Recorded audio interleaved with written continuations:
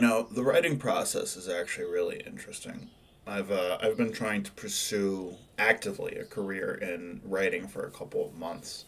I'd always flirted with doing writing full time. I actually wrote my first book, a comedy called What Makes an Asshole, but I was still working like a regular job while I was working on my writing. But a few months ago, I actually had to stop working my regular kitchen job for a whole myriad of reasons, but health being a major factor. So I set up a page to do some freelance writing work, and I decided to start working on more YouTube content. One, to try to keep the writing skills sharp, but working on the essays and stuff I've been putting out. But two, just because I actually just genuinely really enjoy making YouTube videos. The other thing I've been doing is working on various short stories as well as another comedy book, but with those short stories, I've been submitting them to various contests and such like that. And then once the contest window ends, and I probably don't win, I'm taking those short stories and I'm putting them on the internet. I'm self-publishing them on Amazon, Kindle, and now Google Play. This is about one of those submissions. This is my latest self-publication. The prompt that was given for the contest was gambler's grief. And while I may occasionally go to a casino and I like playing slot machines and, I like having fun at the casino and I have been known to play, fantasy football during football season. I'll put a couple bucks on that and, sometimes you win a couple bucks, usually you lose. But I've never actually personally experienced any sort of real grief or hardships due to gambling. And I know that gambling addiction is a real, problem, but it's not one that I've ever had to struggle with. So then you start going through the process of like, okay, well, what exactly could I write based on this prompt? I could just make up a story, maybe do like a generic, bet too much, lost the house, lost the kids, blah blah blah. That sort of that old thing.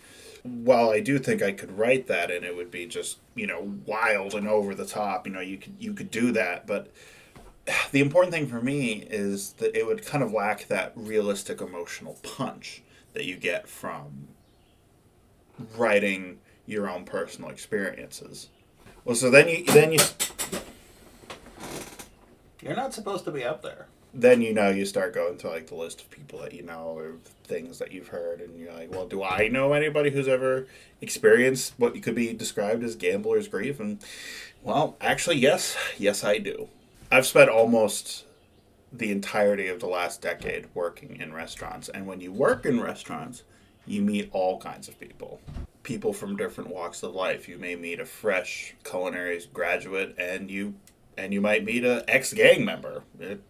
All kinds come to the back of the house. It may sound like I'm being hyperbolic and you may think I'm making this up, but if you've ever worked in a restaurant, then you know exactly what I'm talking about. One of my former bosses actually acquired the money to open his place by playing slots. He got lucky on the slots.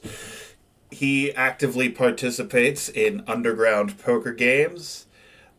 We would be cooking on the line and he would regale us with tales of his youth, how he was out of money at the casino and his buddy told him, hey, look, man, if you go to the ATM and you hit fast cash, the ATM's not actually going to check to make sure you have the money in your account. You can do it like, a good 10 times or so before they'll stop you. He told us about how he used to pawn his stuff off at the pawn shop to get some money, and then he would try to win back that money plus some to go buy his stuff back at the end of the gambling excursion. To be perfectly honest, I think he's very lucky that he made it out of that situation intact, without hundreds of thousands of dollars worth of debt, because, not everybody does make it out of those extreme gambling situations like that. But from a creative standpoint, from a, writing process standpoint, I thought, okay, well, those were very interesting stories.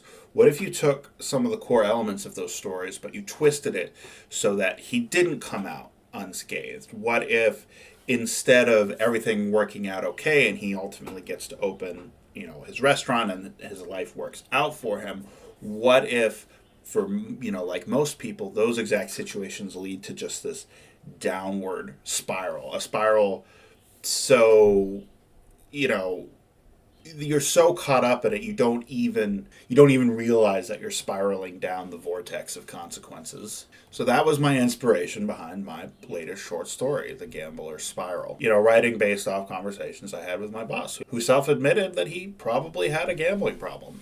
Taking elements that he had experienced and that emotion that came from when he was telling the story, and how it made me feel while I was listening to it, imagining myself in that situation. So it's like, holy crap, I can't imagine being in a situation where I'm fast cashing or the money is such an issue, and it just sounds so stressful. So, you take those and you twist them so they're no longer his story. So, while he got to go on and run a successful restaurant, the guy in my story goes on to, well, you'll just have to read it yourself. You don't know where your inspiration is going to come from. That's why part of my process has always been listening to people. It's always trying to hear what people are saying. The best stories come from the people you're going to interact with. No matter how talented of a writer you are, you're not going to write better than real life. You're not going to be able to create an emotion better than the emotion that somebody really experienced. So listen to people, engage with people. If I hadn't listened, I would never have come up with the crux of this story. Sure, I could make it up, and it might even be half decent, but it would lack that authentic edge, that emotion, that stress you get from hearing about somebody else's life spiraling out of control. The Gambler's Spiral is available now on Nook, Kindle, and Google Play. Links in the description below.